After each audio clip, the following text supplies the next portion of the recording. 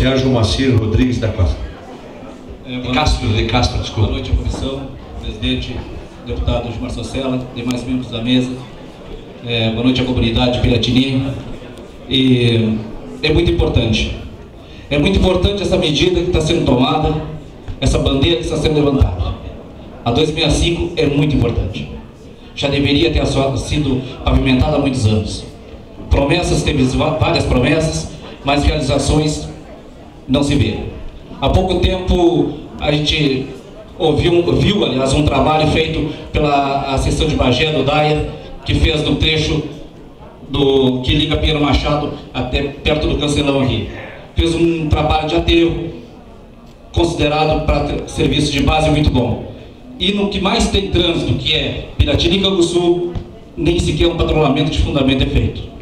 E isso é muito ruim para nós que passamos aí praticamente todos os dias, e eu que sou aqui do terceiro, que circulo bastante nessa estrada.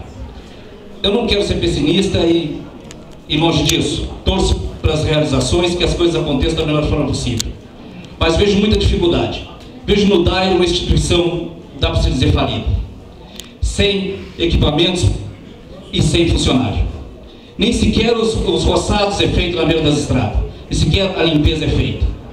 Se não reformar essa instituição, muito difícil as coisas acontecerem. Porque vocês veem o que está sendo feito. Não conseguiram terminar a 702. A 706 até da 293 até Cerrito também não conseguiram terminar.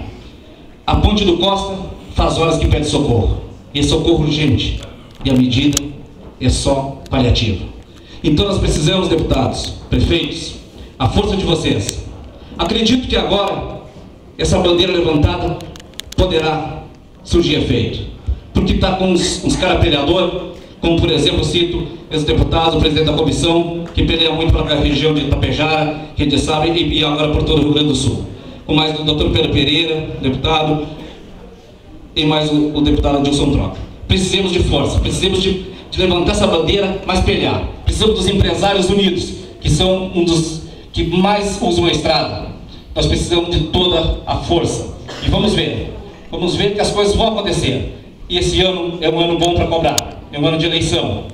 É um ano bom para nós pensar também, que nós temos que saber em quem aproveitar nosso voto, temos que dar valor a ele para colocar gente de peso, que possa lutar pelo nosso município, que possa lutar pelo nosso estado, pela nossa federação e para todo mundo.